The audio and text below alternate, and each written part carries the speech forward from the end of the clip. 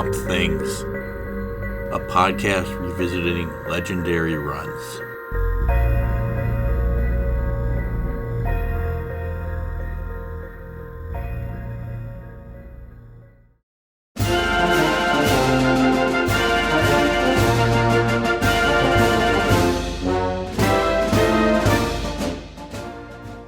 Justice Edge.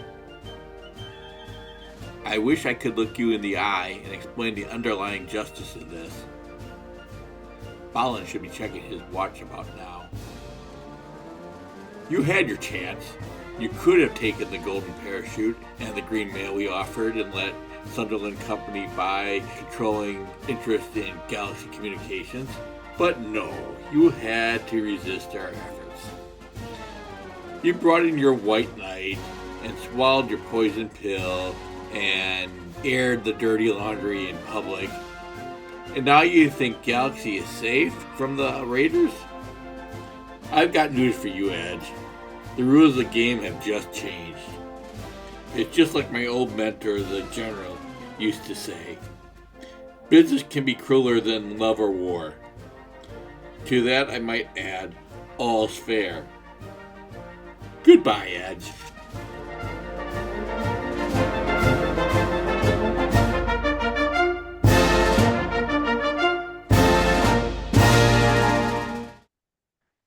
Hello and welcome to a new episode of Swamp Things, a podcast where we'll be retracing classic Swamp Thing runs from beginning to end.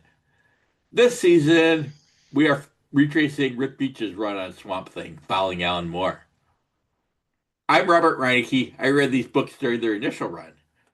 Which brings me to my guest / co-host, Rob Veatch. Rob is co-hosting through the opening stretch of Rick Veitch's run, so welcome back, Rob. Hey, thank you, Robert. Glad to be back on for another cool issue. It is.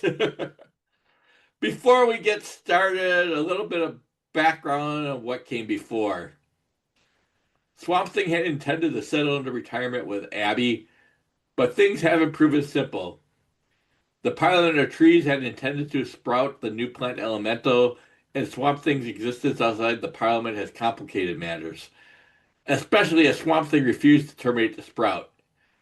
Now, Swamp Thing and Abby are intending to find a new Swamp Thing while nature is out of balance and the Parliament is plotting against them. And after a failed attempt to find the sprout a home via Solomon Grundy, Swamp Thing is aware of the Parliament's counterplotting. And that brings us to issue number 68, entitled Reflections in a Golden Eye, with a cover date of January 1988. The Grand Comics database lists a publication date of September 29th, 1987. There's a suggested for mature readers sticker on the cover, and the price is $1.25. Looking at the cover, John Tottleman did it, and the cover features a familiar image. A figure of a man on fire is running / falling towards the swamp to extinguish himself. It's Swamp Thing's origin. Or is it? So thoughts on the cover? Yeah, that was my main thought. Is like, oh, this seems to be, depicting the origin scene from that first issue. But yeah, I mean, we'll find out as we get into this issue if this is truly a flashback or something else. Yeah, I like it's a cool, just like right up front, right in center issue, image here. I like that you've got like a broad color spectrum. Yeah. Like yeah, blues and greens and oranges and reds. Yeah. Yeah, it's cool. It's a good looking image. Even some pinks in the reflected water. Yeah. So yeah, John Tottleman was a great Swamp Thing artist, and I think this is a terrific cover. Whether if you're looking at it from afar, you might go, "Oh, I've seen this image before." That might be the only drawback, but I feel like, well, we'll get into it. Yeah. I mean, as far as the image going of a Swamp Thing origin, it's a fine image. Yeah. It's a very striking cover. It's a good just, horror book cover too. Yes, yes, and it's very classically Swamp Thing. Yeah. So that said, let's get inside. I'll go with the credits first. We got the script is by Rick Veitch. The pencils are by Rick Veitch. The inks are by Alfredo Alcala. Um, it's edited by Karen Berger. Colors are by Tatiana Wood, and the letters by John Costanza. I think it's probably worth noting that I think they just announced that Rick Veitch is going to be inducted into the Eisner Hall of Fame. So good for Rick. Oh, that's great. I hadn't heard that. That's super cool. Yeah. Um, I know Klaus Janson is also getting in part of that class. Oh, wow. Yeah. Yeah. So Stephen Bissett and Alan Moore are already part of it. I think John Tottleman's not part of it yet, but he seems to be like on maybe not yet, but he seems like he'll be eventually. Uh, Karen Berger, I don't know if she's part of the Eisner Hall of Fame or not, but I figure that's like an eventual too. Yeah. Wow. Alcala could be, and Tatiana Wood could be, and heck, if they do let her, John Costanza could be. But yeah, so Hmm.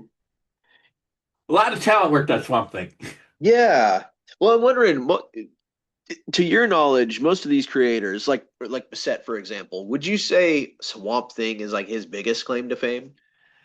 It is his biggest, but Bissett also has his work as an anthology artist or anthology editor on Taboo, and he did some Right. work for Image, and they're going to be reprinting his Tyrant graphic novel based about the life of Tyrannosaurus Rex. So Hmm. he has more things and Swamp Thing to his name, but Yeah. Swamp Thing is the biggest. Yeah. Okay. Right on. Yeah, yeah. Rick Beach is the same. I mean, got the one before his Swamp Thing work, and he has stuff after Hmm. stuff he did for himself, Brat Pack, uh, Max Immortal. Can't Get No, the graphic novel he did about 9/11. So, Oh, wow. Yeah. I mean, Karen Berger obviously has Vertigo Yeah. as probably her biggest thing. So, I mean, Swamp Thing is a big thing, but Yeah. it's part of Vertigo. It's not over eclipsing Vertigo. Okay. Yeah. Tatiana Wood, Swamp Thing is probably not the biggest thing for Tatiana Wood. That's probably all the coloring work she did. So, Yeah, I imagine she was just all over the place in the 80s for DC. yeah, and the 70s. She was basically did all the colors for covers in the 70s. Yeah. Uh, so not the same. John Costanza was all over the place too. So if he gets in, that'll happen. Alfredo Alcala obviously inked a bunch of guys, so Swamp Thing is Yeah. probably what he's best known for, but not the only thing he's known for. Sure. Okay. So, Cool. uh, and one more thing before we get started, I should Hmm. note that the issue takes its name from Carson McCullers' book of the same name and a Mm. 1967 movie starring Marlon Brando and Elizabeth Taylor, which was directed by John Huston. Oh, wow. Okay. Yeah, so I didn't know.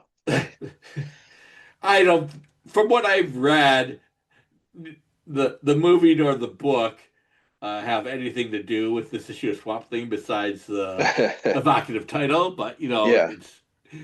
it's good to know. And I feel from what I've read too, the John Huston movie had kind of a mixed reception, Uh, but it is out there. And an Elizabeth Taylor Marlon Brando movie from the late '60s has to be something. yeah. Even if it's Yeah. bad, it has to have interesting parts to it. Yeah, I bet. Yeah, yeah, with John Huston, so not phoning it in like on Annie. Yeah. Well, I'd say phoning it in, not a paycheck. Yeah. So we can get started here. I mean, with the first page, and I think it's going to be important for us for these initial pages is to describe what's going on so people get used to it because this one is you know, Alan Moore is a formalist. This is very formalist experiment of an issue Yeah. in many ways too. So we I'm going to describe it, and hopefully, if you have trouble following along at home, the description will help out. Because I admit I had a little problem at first rereading this, and then I figured out what's going on, and I started over, and it's like, oh, I know what this is. So it made it a lot easier to understand. But page one, you basically have a narration that explains that the Sunderland Corporation is engaging in a hostile takeover, which features a van loaded with explosives being driven in an apparent suicide run towards the Galaxy Communications building. Uh, um, we have the action going on while we have this unknown narrator giving it, who's apparently a Sunderland Corporation executive or a DDI operative, which is what Department of Defense Intelligence, I believe, is what the DC acronym stands for. Okay. Anyhow, it's a shady character that's working for Sunderland and has ties to the defense industry, basically staging a suicide attack. I mean, it's Right. shades of the attack on the World Trade Center prior to 9/11 and the Oklahoma City bombing. Right. Yeah. So, and both of those are in the future. So, Rick Veitch is ahead of its time. Yeah. Although it was taken from some uh, apparent historical things that had gone on, specifically in Lebanon when they bombed the barracks there in the early 80s. Oh wow. Yeah. Yeah. And we're using Morgan Edge, who had been a big deal in the Bronze Age Superman from about 1970 until the end. But, we're in post-crisis now, and, you know, after the reboot, he's no longer Clark Kent's boss. Perry White took back that role, and Morgan Edge was kind of unknown at this point in time. But readers at the time probably knew who Morgan Edge was more than they probably do now. Yeah, Um, I mean, that's a character I'm familiar with from various things. Like, but yeah, I guess the most recent thing I remember him being like a pretty major character in the Superman and Lois TV yes, show. yeah, Yeah. But yeah, as far as like what he's got to do at this point in time in this Swamp Thing continuity, I don't really know. Other than, being a big corporate exec yeah. I slash. think big corporate executive that you may have been familiar with at one point, but it's kind of like they don't know now. But apparently, he still exists in the post-crisis DC universe. Yeah, Although okay. apparently he's not like a stooge of Darkseid in this one, but it's Mm, been a long time since that happened. He was just kind of your I won't say parody, but you're the cynical, satirical take on a corporate executive of the time. yeah. Yeah, who had a media empire. Right. Yeah. So I mean, this is it's Metropolis, so it's something Metropolis, so it's not going to impact John Byrne, whatever he's doing with Superman at this time. So it kind of plays it both ways. You get to use Superman, but you're not using Superman, basically. You're not stepping on John Byrne's Yeah. toes. Oh, that's actually that's the other thing I was thinking. With Is Morgan Edge connected to Intergang Yes, he is. at this time? Okay. Not at this time. I think that story had run its case. I think that was run its course. I think that was a Jack Kirby storyline. Oh, Jack okay. Kirby's been done with fourth world stuff for well over a decade now. But Hmm. but yes, I was trying to remember the name of that group. I was like, it's something extremely on the nose, like Crime Incorporated. But yeah, Intergang. yeah, that's a good pull. Yeah, Intergang is like a '70s thing, but Yeah. that ran its course. I should add that the one other note I have here that the narrator refers to the driver as Bolland. Right. There'll be more of that to come, but Yeah. that's how he's referred to as now. So, okay, Uh-huh. there is kind of a reveal about that name when it gets to it, but Yeah, yeah. Yeah, we'll come back to that when it comes out. we will come back Yeah. to that. This thread is not going nowhere. It's not just a random name. Yeah. Which then we can turn our page and we got another uh, page of narration. This is by Abby. From Abby's perspective, she's meeting with Elizabeth, Liz Tremaine, and she takes Abby takes Liz for a walk, I guess, to the post office to help her try to get over her past horrors. Liz Tremaine was a regular character during the Marty Pasco run. But when Alan Moore took over, he said, "Yeah, we only need one woman in this title. It's going to be Abby, not Liz." Okay.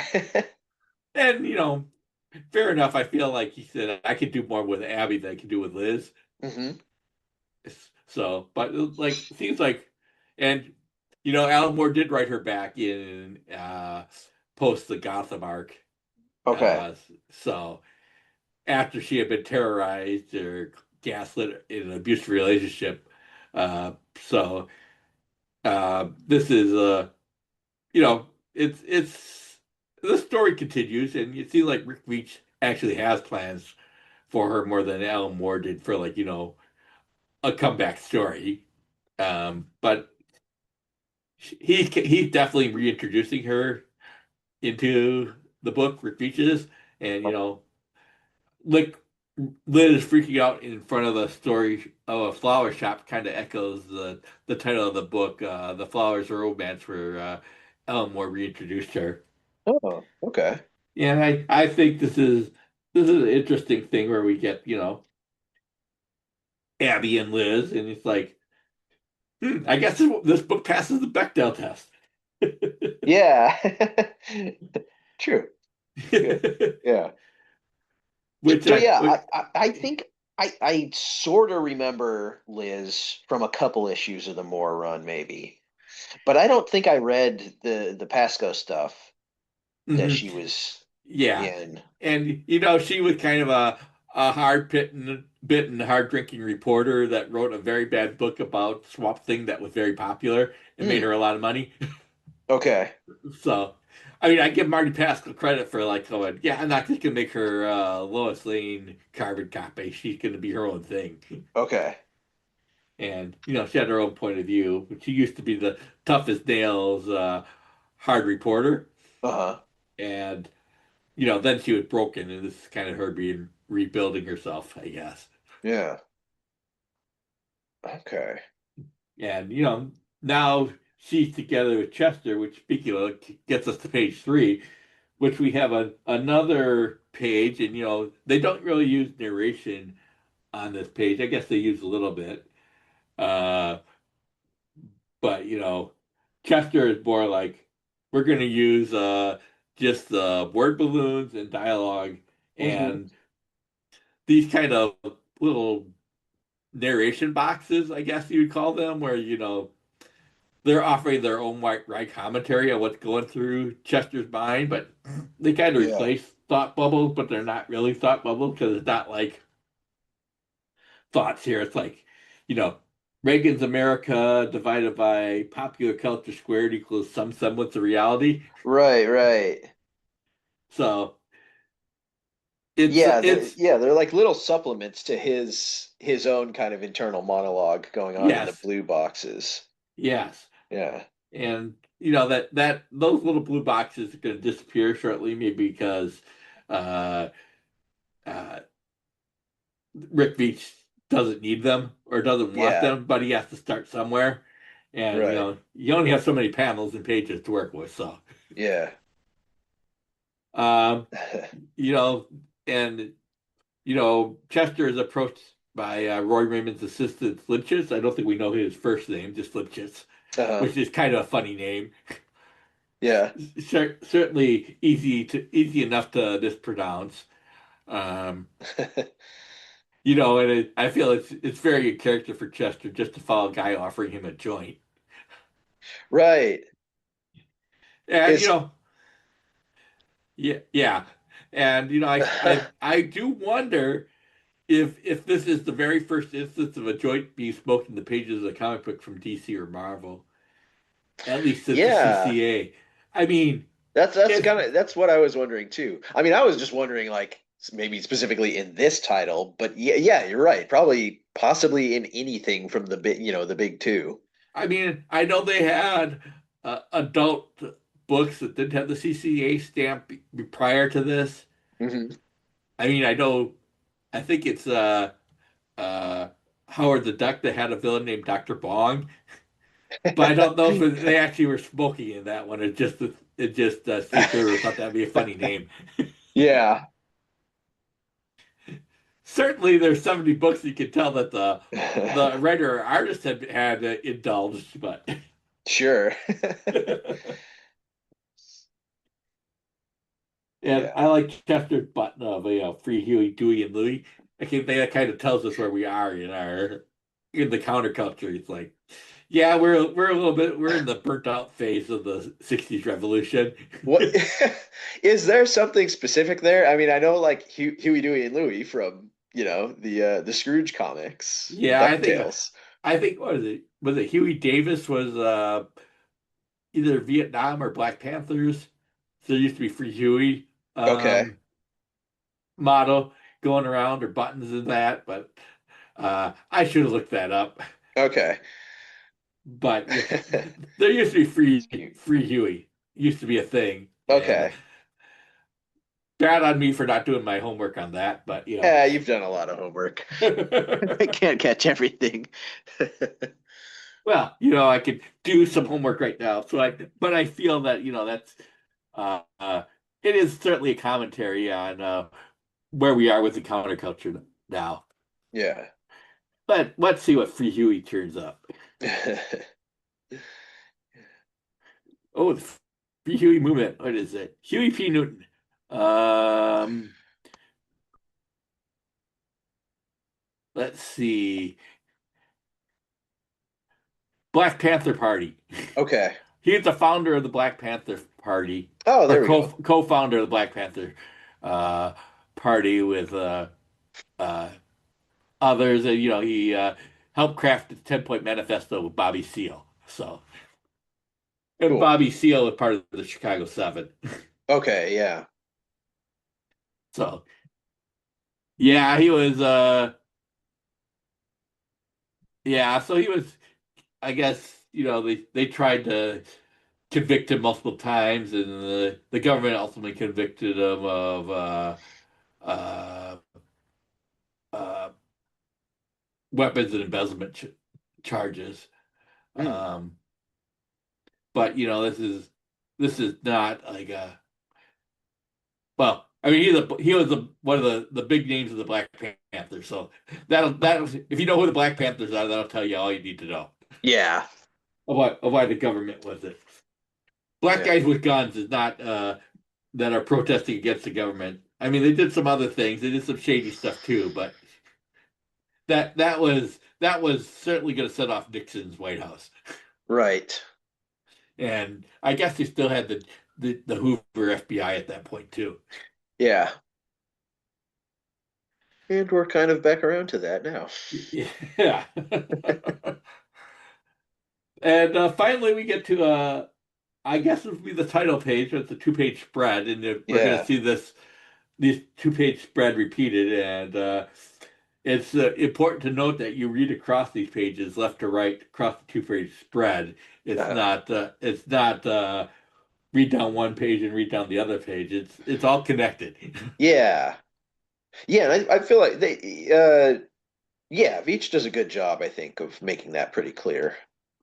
Yeah, and Yeah. at this size, these are probably life-size eyes of a swamp thing Yeah, that we see looking back just at us. about. So, and this will be it, and this one is kind of a standard Swamp Thing page. We have narration and dialogue mixed on the page. Hmm. So, but it's in the two-page spread, so it's not a narration-heavy page. So you kind of like three or four different formats going on here within this one story. And Yeah. so, and Yeah, that at kind this of helps point makes it, yeah, we've seen like the four different perspectives and the four different kind of formats that he's going with. yeah, and that actually makes it clearer once you realize it. But Uh-huh. so, I mean, I feel like this is a classic. Well, I don't say classic, but well, this is how Swamp Thing is. He's like narration for Swamp Thing's thoughts, and then maybe some word balloons for the talk. And I have to say, I like how this page is laid out. And Mhm. c- cover page, you see Swamp Thing, in the textures of Swamp Thing himself, right Yeah. around the eyes, Yeah. spelled out, and and I like how the Parliament looks here. We see the Parliament, and I guess the one he's speaking to is actually the Swamp Thing from House of Mystery. Was it 1992, where Oh. Len Wein and Bernie Wrightson did the first Swamp Thing story. Oh, So wow. so we have a connection all the way to the beginning here. I mean, Yeah. I like the different Swamp Things that we have project shown here. Uh-huh. I mean, we have a familiar looking one, and we have some that don't look familiar, and we have some trees that look like they're out of the Wizard of Oz, if you ask me. Uh, like kind of top center there. Yeah, top Yeah. center. Yeah, I see that. And we got some strange shapes in the background, kind of one-eyed. I don't know if they're cyclops or what they are, but yeah, Yeah. These little kind of look like little cactuses or like it could be. yeah. I give Rick Veitch credit for coming up with some new past incarnations of Swamp Thing, and I can tell that they're all Swamp Thing, Uh-huh. yet they all look different. So I think Right. that's interesting. Well, maybe not the cacti in the back, but the other ones I can say, yeah, that's some variation on Swamp Thing. Yeah. If they had the rights, they could merchandise the hell out of it. Yeah. So I guess the Swamp Thing story is a two-page thread, so it's very easy to kind of uh, keep track of which thread you're in just from Hmm. looking at it. Yeah. Um, so I think I will note that we get the most information on the actual location of the Parliament yet, other than in the forests of South America. Right. And it's located somewhere near the River Tefe, and it may Okay. mean nothing now, but I will say that the River Tefe will have a link on things to come. So uh, people who don't know and others that don't know, well, when we get to that point, I will mention it. Okay. Cool. I'll get there when I get there. It will be towards the end of the run, but it will be there. Nice. In fact, it might be the very end of this run for that matter. Oh, okay. Like the part that hasn't been released yet? No, it was well. There was a part that was released that Doug Wheeler did because there's uh, a part a thread that had to be wrapped up, and Okay. it's wrapped up. But as I said, we'll get to it, and it will be the same because that thread has to continue, and it does. So Okay. I'll leave it at that. Cool. And so we're moving pretty well. We got the introduction out of the way, and Yeah. then we're back to the thread of the suicide bombing, and I feel like the narration references the 1983 truck bombing of the Marine barracks in Beirut, Lebanon. You know, U.S. and French armed forces personnel were there, part of a multinational peacekeeping mission following the Israeli invasion of Yeah. Lebanon in the early 80s. And we don't know much about that planning of that attack, except that Iran is widely suspected of being behind it. Hmm. The attack killed 307 people, 241 U.S. personnel, and 58 French military personnel. Oh wow. and six civilians, and of course two of the attackers that were in the truck. Hmm. Um, the rules of engagement were such that you know they weren't supposed to they didn't set uh, uh, fire counter fire immediately. They kind of had to wait for the enemy to engage, and that gave them enough opportunity at the speed that they're going to that they could get the truck close enough for the explosive to have maximum impact. Huh. So, Oh it's wow. kind of like one of the debates over what are rules of engagement that are supposed to be uh, protective of, innocence, but also being able to protect yourself, and that's always a fine line, and people are always pushing it from either side. Huh. So. I don't know if that has much to say, but about the current situation from Rick Veitch's perspective. But I feel like I feel like this is a very effective sequence too of nothing good can come out of this, and people are running out of are diving out of the way. It looks like some people might even be hit. Yeah. So Kind of hard to. Yeah, a couple of those guys lifting the smoke back there. There's just like a foot that you can see on the yeah, other I can side see of the the foot. truck. That you're like not really sure what's going on with the rest of that body. It So may just be on the side, but yeah, maybe yeah. just be, but it certainly looks like it. And Yeah. even looking out in front, it's like, how are these people going to get out in front of it when you see them through the windshield either? Yeah. So it is Yeah. horrific Hmm. stuff. Yeah. And But yeah, then now and you can kind of see the format that he's going with in these scenes is like a series of inset panels. Like I think it was 9 on the first page, and then you've got 4 here, and then they're yeah, surrounded by like a larger yeah, kind of splash image. yeah, and we got narration from a third party that's not even involved in this. Right. Well, involved in this, but who's not even present. Right. Yeah. So, um, so again, we go from chaos to not so much chaos where Liz and Abby are going to the post office. Yeah. Um, and this is all the Abby's narration, Hmm. and it's laid out quite differently. Like narration, narration across the whole top. Hmm. Series of three panels, narration across the whole top. Series of three panels, narration across the whole top.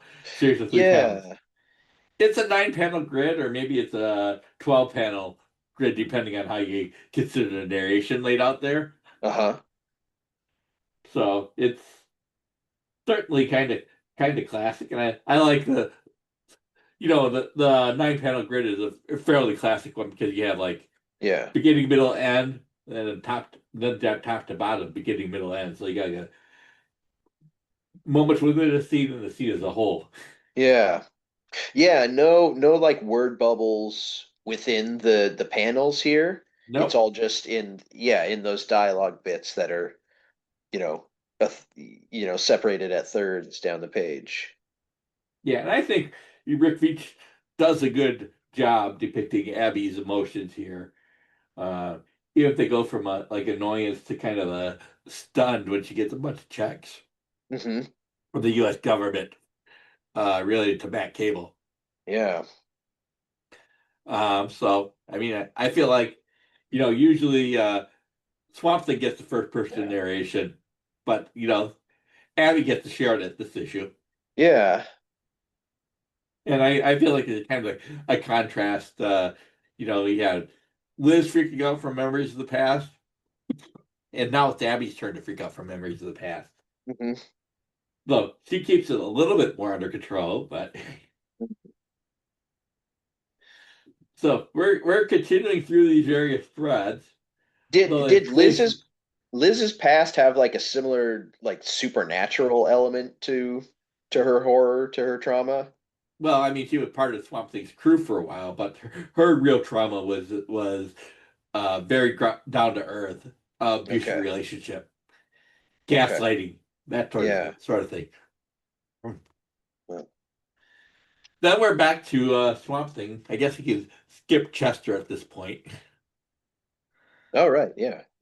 So, but Suicide Bomber, Abby, back to Swamp Thing. Uh-huh.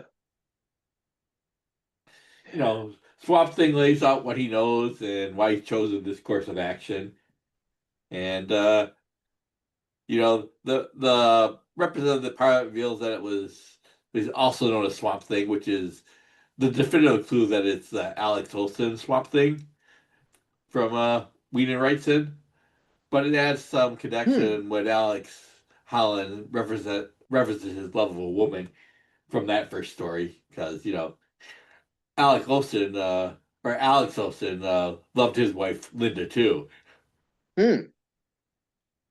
So, but they also he also kind of dismisses uh, Alex Holland's Swamp Thing with the same dismissive words towards Constantine that upset Abby, like that. They're all only animals talking about humankind. So Right. Yeah, it struck me how he speaks to Alec as if he wasn't once human. Like he yeah, has kind of no connection or regard for humanity. This other Swamp Thing, this former Swamp Thing. yes. Well, it kind of says like this is what Swamp Things become eventually, Hmm. unconnected with humanity.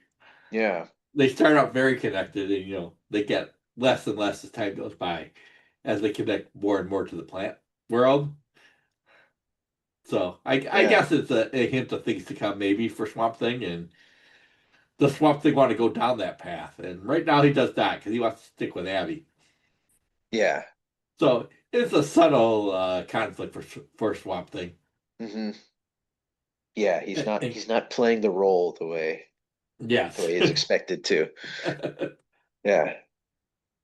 And then we kind of turn the page and we're right back into the midst of the suicide run and get very close to the Galaxy building when the driver looks up and he's interrupted by Swamp Thing or Superman flying overhead. Yeah. Um, I mean, we get a good deal of background on our suicide bomber here, and that he was manipulated. I mean, it's shades of the classic '70s paranoid thriller, The Parallax View. I don't know if you ever seen Okay. that. I haven't. It's good, and Cool. there are some comic book imagery in that one too. I will just say without spoiling the movie. Yeah. Yes, Oh, okay. there's a big Check that montage out. sequence, so when you see it, you'll remember it. Okay. But I mean, it's a classic one by Alan Pakula. Okay. Not his most famous one. I mean, it's sandwiched in between Clute and All the President's Men. But All right. Yeah. that's a good run. Yeah. Wow. Okay. So anyhow, our suicide bomber is interrupted by Superman flying overhead, and my recollection, I did not go back and check, Uh, is that the scene is Superman flying after Manhunter Lana Lang from the Millennium tie-in. oh, okay. My Yeah, memories I are wasn't foggy sure. beyond that, but I kind of remember that as part of that. They had a bunch of sleeper agents in every title that was going on then, so you had to have something for Superman to have a secret agent sleeper agent to deal with. That align with what John Byrne chose, apparently. Okay. Yeah, I was wondering who that was. But then I think manhunters are referenced later in here, so at that point I think maybe I sort of recognize the costume design. Yeah, that could Uh, be. I mean, that was a big event going on, so which is kind of weird that you have the mature leaders direct market only title hmm. tying in directly with a big mainstream crossover event that was Yeah. under the CCA stamp. Uh-huh. So, this is something that the more adult corner of DC would shy away from as Vertigo started coming into being. We weren't there yet. That'd be in a couple of years more in the future, but the tie-ins were getting less and less. Mhm. I mean, Okay. Batman would show up occasionally, Yeah. but this is post Dark Knight Returns, so. Hmm. And I can't remember it. I should probably look to see if Legends of the Dark Knight had the CCA stamp or not. So that Ooh. was still probably a year in the future too. Yeah. Yeah, I feel like that's in my mind that's like an early 90s title. Yeah, I kind of But my memory is that like it launched in October 1989 okay. Yeah. after the movie came out. Uh-huh. Oh, And yeah, yeah. but Batman was kind of flexible because Arkham Asylum was still in the future too, and that's not a CCA stamp book. Hmm. Oh yeah, definitely not. Definitely not. No. I can't remember if Son of the Demon well, Son of the Demon was a graphic novel, probably what did have a CCA stamp on it. I don't know if it Right. would have met the parameters or not. And that was, I think, this year. Was Arkham Asylum not released like as a direct graphic novel? It was a direct graphic novel. So, Okay. and that definitely would not have gotten the stamp. Yeah. But Yeah. Superman, I don't think ever did not have the stamp. So, Right. um, Yeah, I'm sure but not at this point anyway. yeah, and it's kind of weird that you're crossing over CCA stamp books with non CCA stamp books. So, Yeah. which is something that they said, yeah, we're not going to do that in the future Hmm. for the most Okay. part, other than Batman. But Yeah. Vertigo was its own thing for a long while, Yeah. and there were practically no ties between Vertigo and DC. Although I guess occasionally they would reference something in the DC universe in Sandman. But it's not like Okay, yeah. but not like if you're doing the Invisibles. It's like there's no ties. Right. Yeah, in my memory, I feel like it was like the 2010s, like during the New 52 era, where they was the first time that I was aware that they kind of just folded in most of the Vertigo stuff. Yeah, or at least Constantine, and Yeah. they kind of folded Swamp Thing back in. Although Swamp Thing would pop up occasionally. Yeah. I think mention Kelly Jones did a Swamp Thing crossover during their run, Oh, okay. as you would expect Kelly Jones to do. Yeah. I mean, Definitely. Deadman I think kind of crossed over here and there. The Demon definitely crossed over here and there, uh but And he's very much like a successor to Wrightson, like just yes, like in his style and his interests, yeah, right? Yeah. yep. And I think Kelly Jones will tell you as much. Yeah. Yeah, no, I think I've either heard or read him say that directly. Yeah. Well, you can also listen to my episode with him. That maybe is where I got it. Yeah.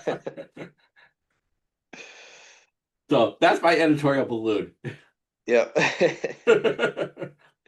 If this was done like 4 or 5 years over, there'd be an asterisk and an editor's note saying see Superman number whatever, where you Uh-huh. can see this scene Yeah. take place. But so they are still kind of edging away. It's like you don't have to read this, and if you're reading Superman, you don't have to read non CCA stamped issue, but it is a crossover. Yeah. And that's probably as close as they get. No, that's not as close as they get. I'll take that back. But the tie-ins between Swamp Thing and the big event are going to become less and less. Okay. Obviously, there's a big crisis on Infinite Earths crossover. Oh, I think they yeah. skipped Legends because Swamp Thing was off the planet during Legends. Uh-huh. Millennium. This is the Millennium crossover, and there's going to be an Invasion crossover coming up, and I think that's it. No Bloodlines or Eclipse crossovers in the future for Swamp Thing. No Armageddon 2001 crossover, Yeah. which is Huh, probably for the okay. best. I'm not even sure how you would do some of that. Was Swamp Thing like still running continuously Oh yeah, throughout? Swamp. Like, Yeah, yeah.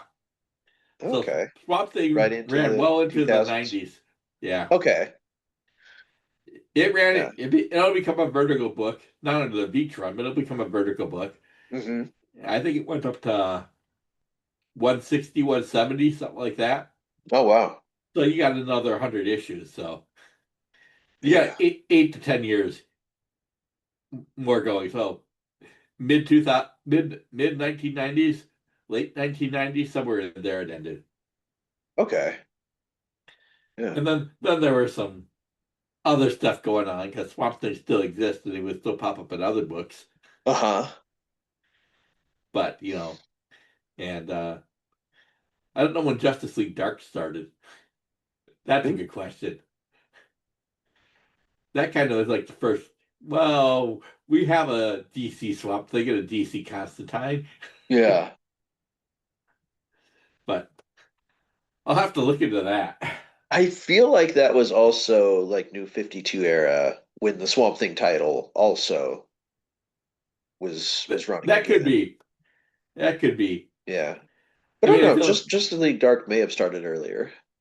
Yeah, it might have. I mean, technically, it may have started as Swamp Thing number 49, Okay. but the proper title was sometime later. It was in the 21st century. I know that. Yeah. Was it Jeff Lemire as the initial writer on that? That sounds right. Yeah. So I don't know if it was post New 52 or pre New 52, but it was somewhere close to that. Okay. Yeah. Which bring back us to the story here, which is Ooh. no segue at all. But Right. this is where Chester is invited to a restaurant and meets Roy Raymond, TV detective. Yeah. I feel like Chester's not one to turn down a free meal either. Yeah. And he seems to be rather clueless that they're interested in him before uh, Roy Raymond drops the name Swamp Thing. Yeah. But again, I feel like that clueless expression on Chester's face is, I think, well portrayed by Rick Veitch, or well illustrated by Rick Veitch. Yeah, that top middle panel. That top middle and the bottom right panel, Yeah. and That and that's I the do like some of the there's only like one little that uh there's got to be a formal name for it that I'm blanking on for using words and kind of graphics and connection to illustrate an idea that probably can't be easily conveyed in language. Like, uh-huh.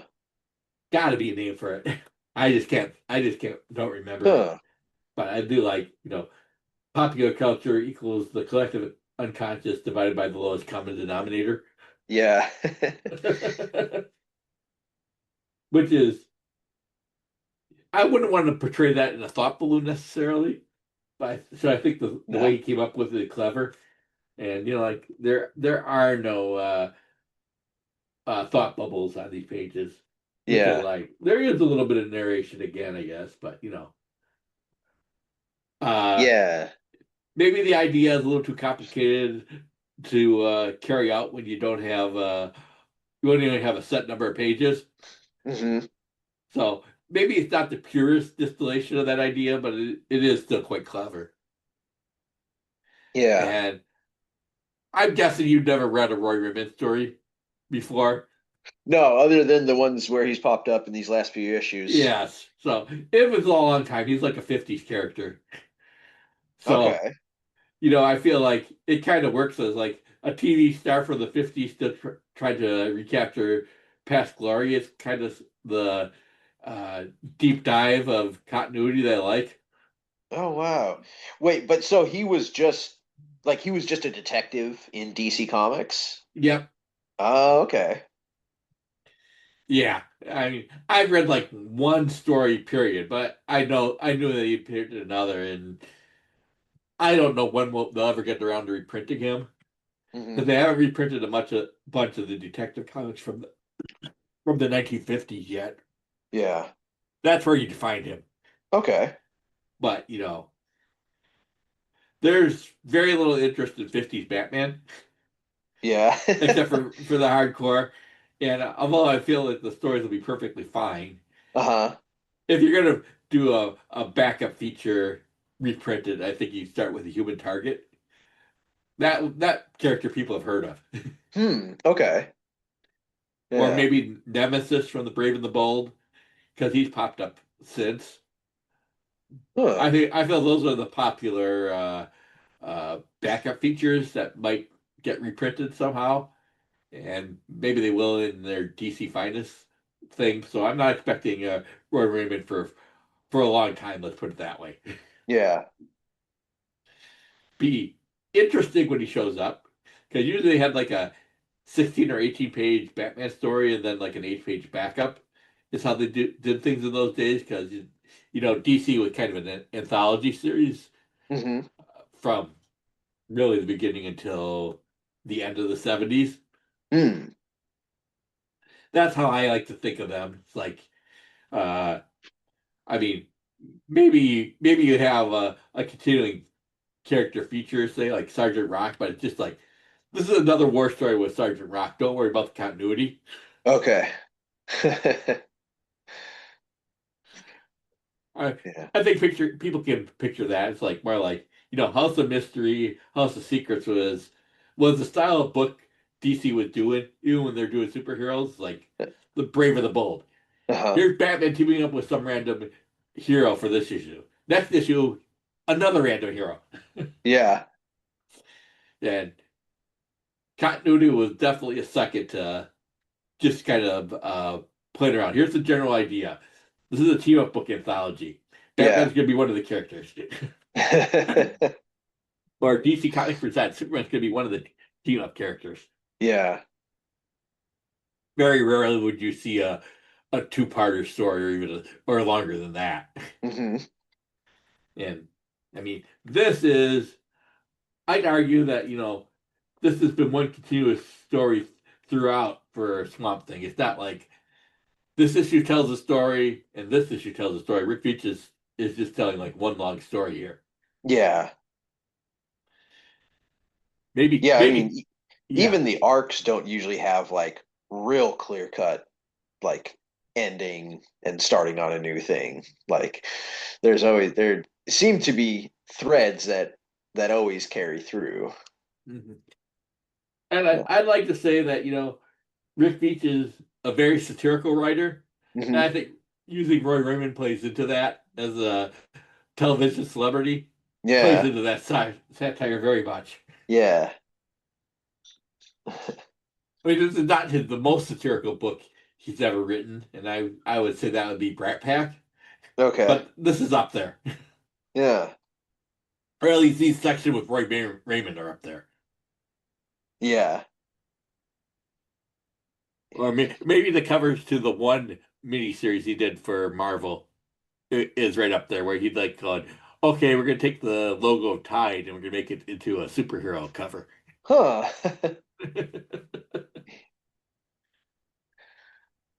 But anyhow, we move on and we get back to Swamp Thing summoning forth the members of the Parliament of Trees for debate, because parliaments must debate, right? Yeah. So I mean that's a fun. I don't know if that's what Alan Moore intended, but Rick Veitch is Hmm. going to run with the name in his own interpretation. Yeah. And I like you basically get four new distinct variations on Swamp Thing. Right. And I could see putting some of them to use, Hmm. particularly the one on the bottom left. That one looks like that one's viable to carry forward. Okay. Yeah. But they're all kind of unique in their own way. hmm So Yeah, that one on the right, who, as they're telling their backstories, who was a sorcerer in the court of the Emperor of China. and frankly, I like to read that story. Yeah. Yeah, that one has a real mischievous look about him. Does.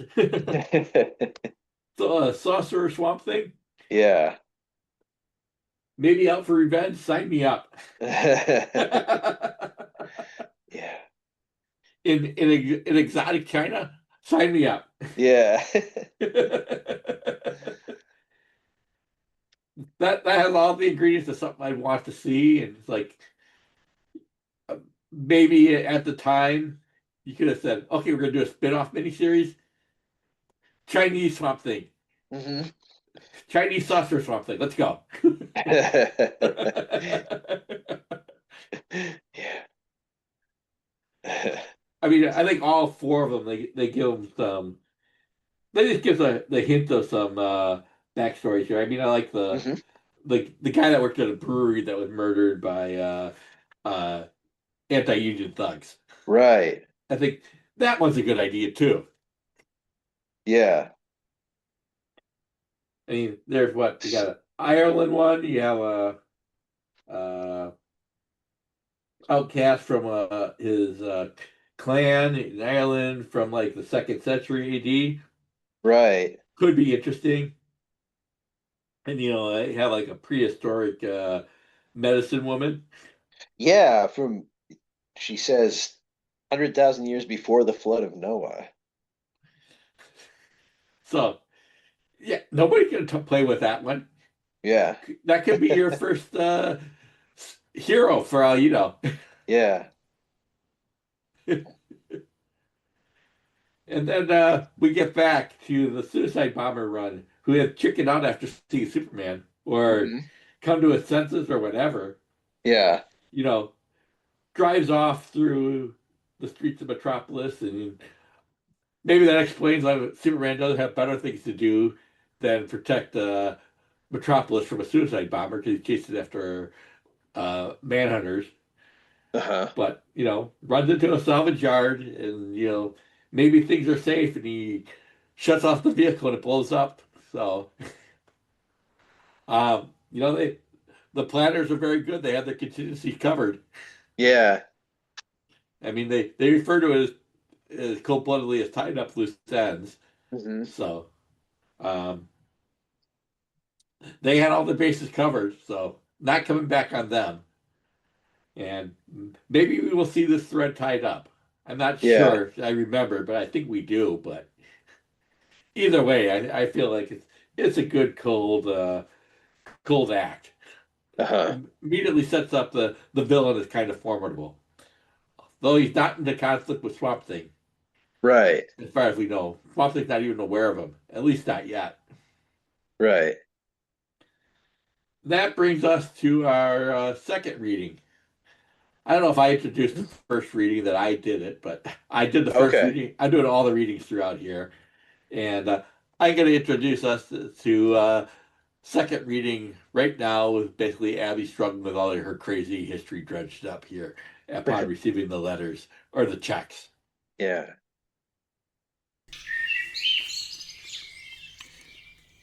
The arrival of the government checks has the effect of a wrecking ball on the fortress of my emotions. One by one, the levels, so securely anchored in place, begin to buckle, then collapse upon one another, burying my composure in a smoky ruin of memories, dreams, and reflections. I stagger out of the post office like someone under an anesthetic. Can anyone ever understand what I've been through? Daddy's death, growing up under the shadow of Castle Arcane, what happened to Matt? Thank God I was able to find Alec. I don't even know where I found the strength I've needed just to survive. But when I feel like this, I'm convinced that no one can ever understand the depth of my pain. Not even Alec. And suddenly there's a hand on my shoulder whose touch speaks of violation, humiliation, and a lonely struggle for simple identity. As the hand slips naturally into my own, a voice murmurs with hard won wisdom. All we have in common is the horror, it says.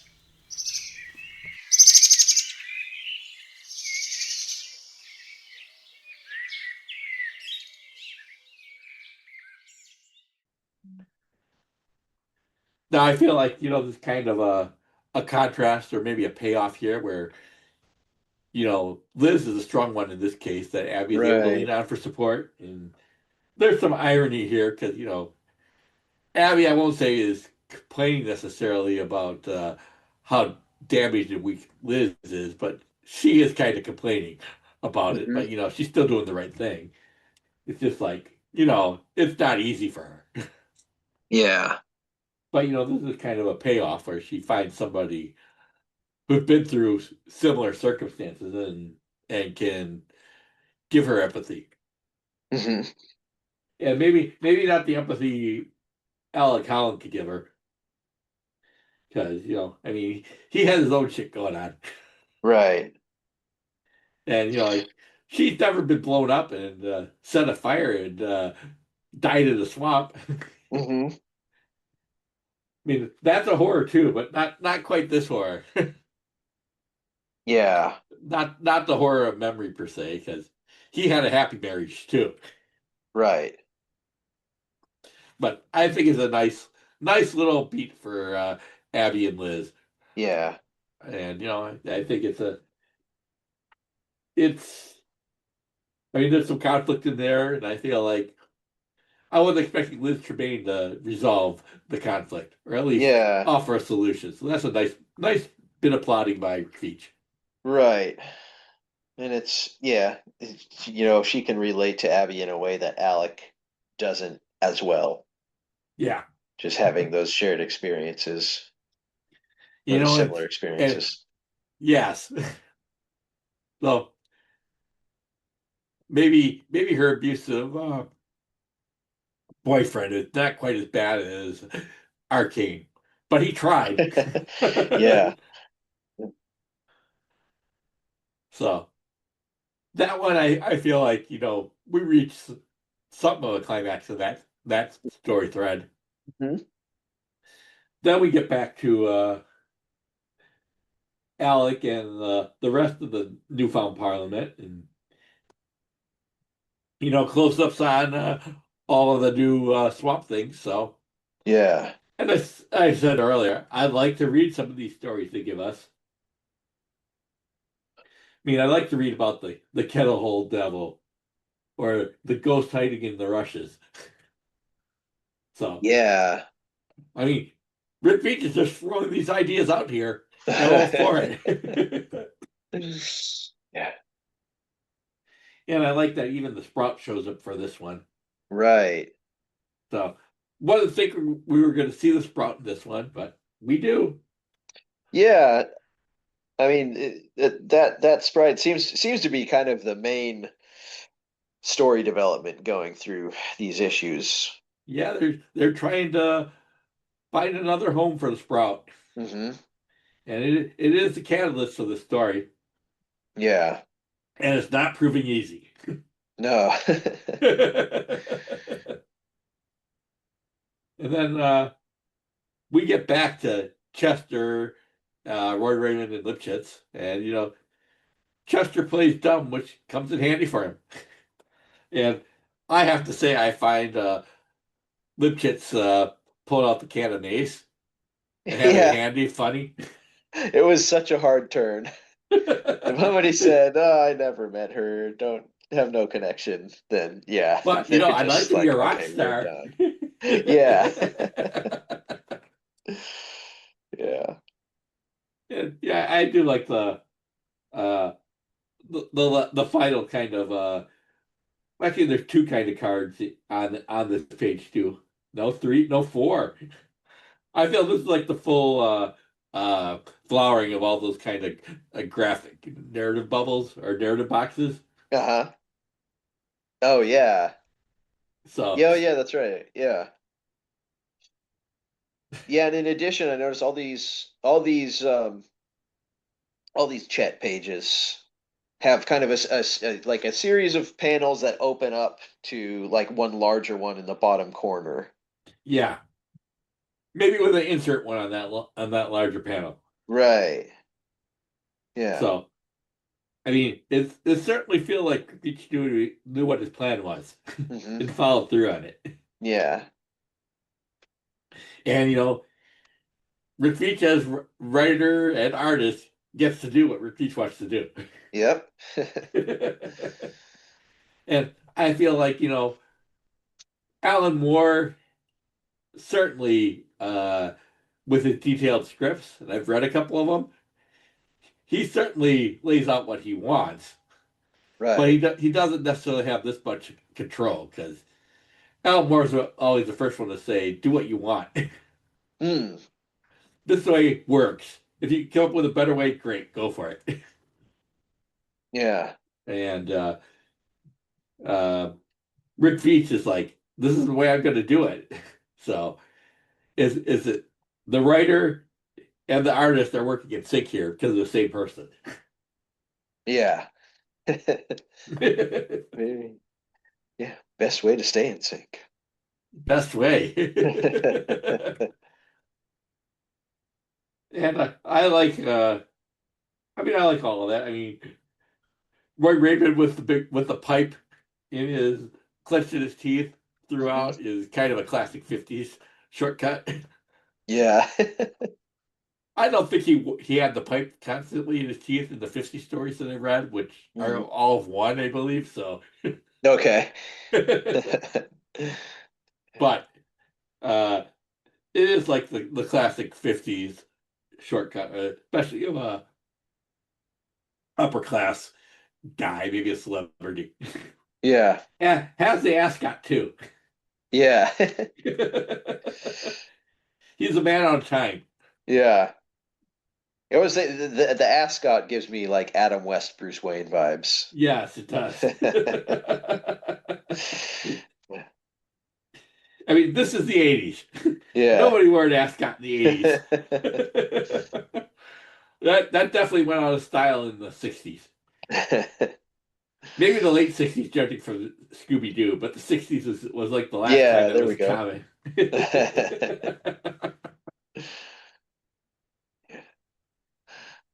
So with that, I think we're off back to Bolland. I guess it's another one page uh section. I mean, there's the threads are starting to converge here. Hmm. I think we're still on the third person narrator Bolland thread here. At least this is the wrap up of it. Right. And I do like um uh Truth and Justice Edge. It's the American way. Yeah. I think that's a nice uh reuse of the Superman bottle. Right. I mean, it's certainly ironic here, but Uh, yeah. it works. I mean, it relates back to the Sunderland Corporation too, and General Sunderland, who you know hasn't been a character since Saga the Swamp Thing #21, the Inanity Lesson. But he's Okay. still having an effect on events in this book. So Yeah. I Oh, mean, wow. he and Arcane are probably the big bads of the book, if one looks at it that way. Unless Yeah. one counts Constantine as a big bad. I don't, but No. he certainly could be an antagonist. Yeah. He's a rascal. But yeah, not a big bad. Yeah. But I think the art is very strong here. Yeah. And I feel like, the burning of Bolland and I like the fact that he ends up wearing a steering wheel over his head. Yeah. I imagine that's gonna be like a visual motif for this character going forward. Oh, that certainly helps you tell them apart. Yeah. If you're gonna have multiple swap things, you better have a way of telling them apart. Yeah. Which Rick Veitch does for he's done 1, 2, 3, 4, 5, and the Alex Olsen Swamp Thing, so he's done 6 of them already. This is like the 7th of them. Mhm. Although I don't think you really see the full flowering of this Swamp Thing in this issue, but No. And I have to say we kind of see the convergence here on the 2-page spread. Uh-huh. And this panel kind of reminds me of Dr. Manhattan's origin too. Yeah. Yeah, you're right. So, and I think it's a really effective one. You can tell it's Rick Veitch, and I think Alcala is his inks work really well together with it. And the reds here are very effective. Yeah. I mean, if it was blue, I would say it's Dr. Manhattan, but it's not. Right. I'm sure they thought about it Mm. because I mean it wrapped up not like 6 months before, so Yeah. well, more like 3 or 4 months before, so. Oh, so I did wonder with the description of that fuel air bomb earlier, and then you see it just blow this truck to bits. I'm like, Yes. how is this guy like, let alone still clinging to life, but even like, how is his body intact? Well, intact, I think is a loose definition there. Sure. Yeah. Anyhow, that should bring us to our third reading here, which I'm going to insert now.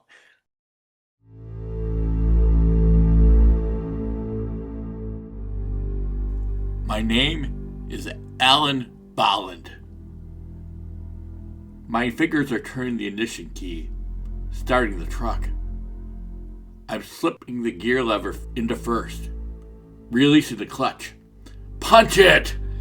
Right through the crowd, into that building. Blow it up. Blow them all to hell. Kill the Antichrist. Kill them all.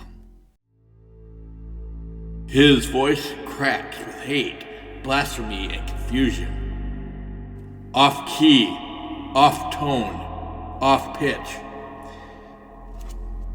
It transformed our harmonic synchronization into a jarring atonal cacophony.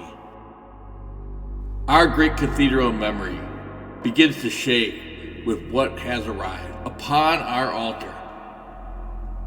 I see the great question reflected in the eyes of the others. This is the sacrifice? This is the next Swamp Thing?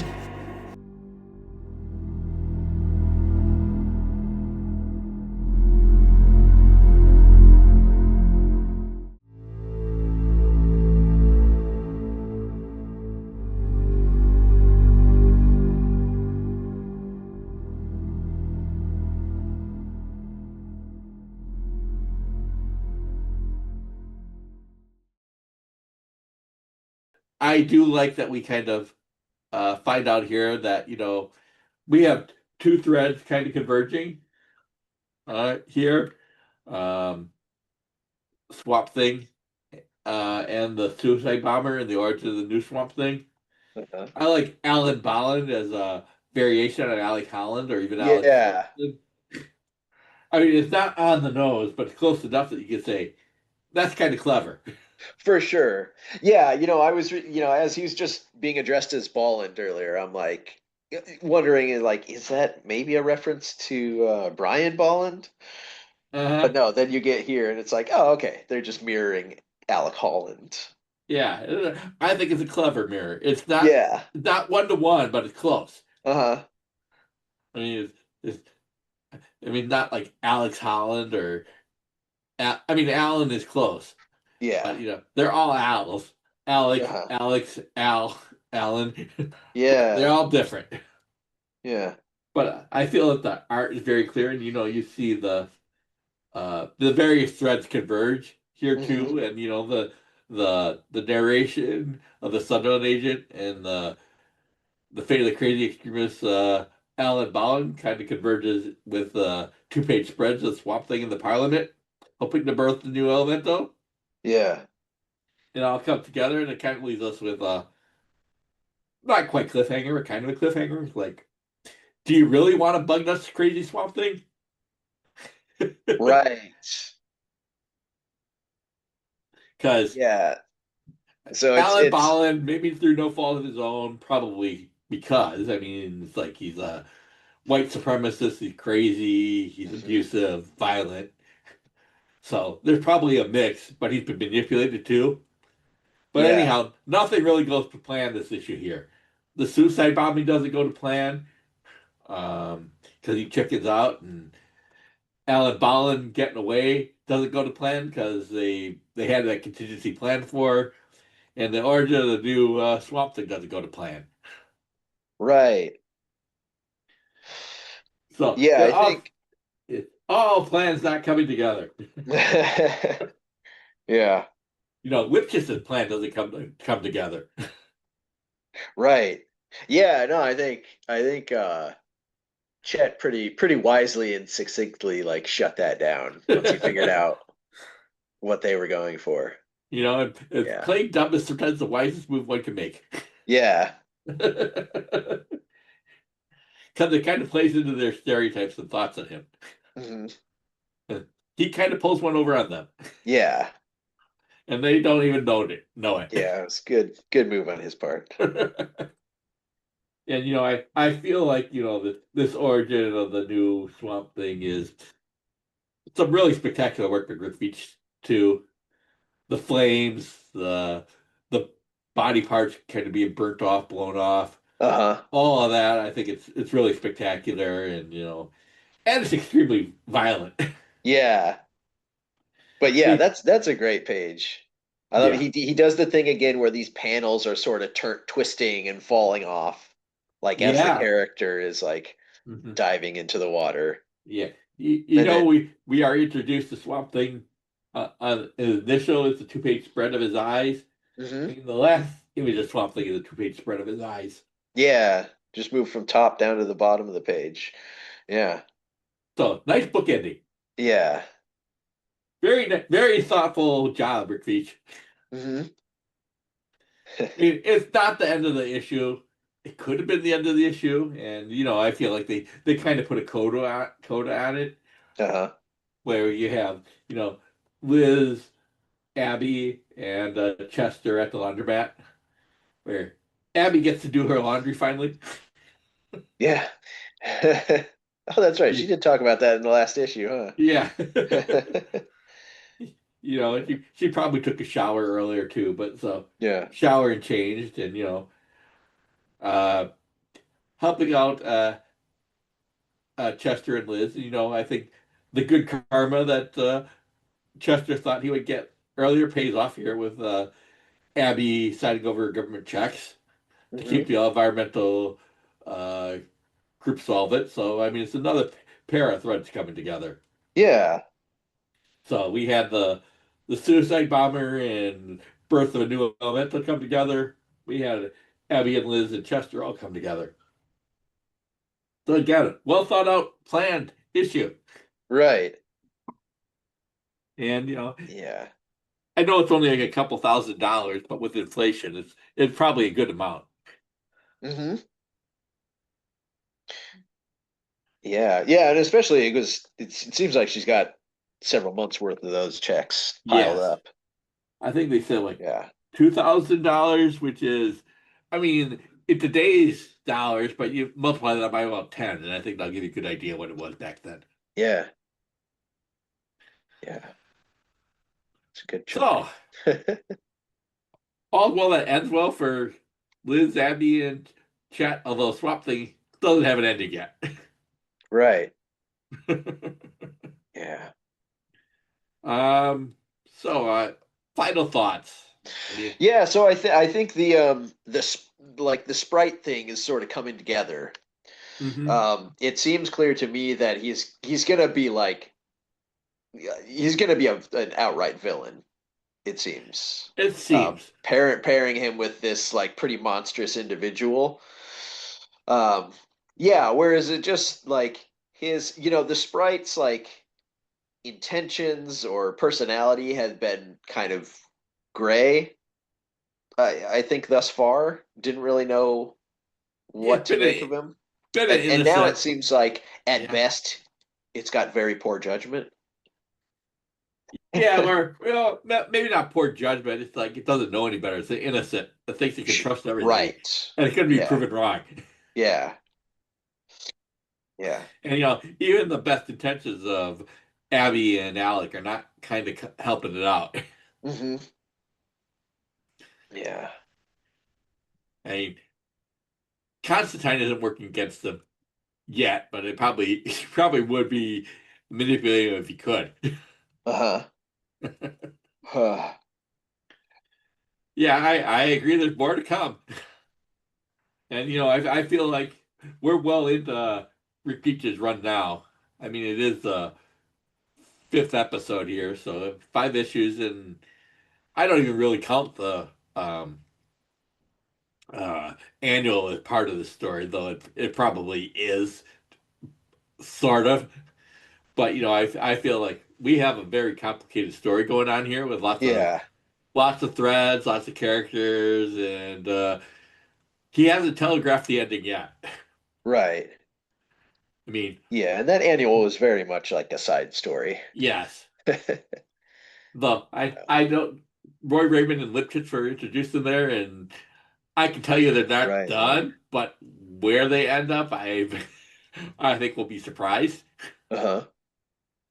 And we still have the Sunderland Corporation reintroduced into this, so maybe they're going to play a part before this is all over. So a lot of moving parts here. Yeah. It's not like, I mean, I don't see how he wraps it up like a 6 issue arc like we would have these days. Mm-mm. This No. looks like it's 12 at best, and Hmm. there's a long ways to go. Yeah. And I mean, even here, I feel like this is part of a bigger whole, but on its own, it's a interesting little issue here because I mean, you got your 4 story threads going on here, and he's telling it with some interesting formal narrative choices, which I think he pulls off both with the story and with the art. So Yeah. I think we're in good hands with Recreach at this point. Yeah. The Yep, it's next cool. issue is Swamp Thing number 69, entitled Wild Thing. I think we know where this is going, but thoughts based on the title. I don't know. Well, I don't know. Now I kind of wonder if that's referring to the new Swamp Thing, the one who's seemingly just born. That could be, Who knows? Yeah. yeah. I'm interested in finding out. Yeah. I mean, this is part of a larger arc, but this story is not over yet. Hmm. So I think that we'll get to that. In the meantime, you can subscribe to Swamp Things on iTunes, Stitcher, TuneIn, Spotify, and wherever else you can find podcasts. Also, you can follow Swamp Things on Twitter/X at Swamp Things Pod. Please feel free to send an email at swampthingspod@gmail.com. And if you like what you hear, please leave us a note or please leave us a review or rating on iTunes. Also, if you're interested in doing readings for upcoming issues, I'm always interested in getting new readers or narrators. So thanks for listening. We'll be back soon.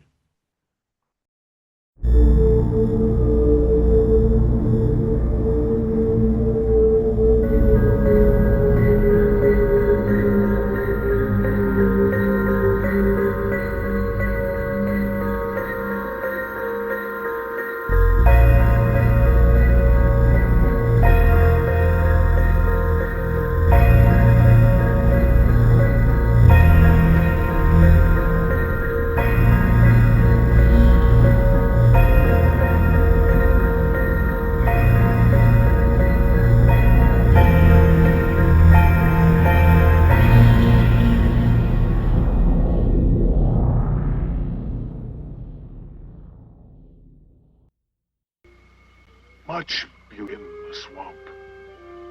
If you only look.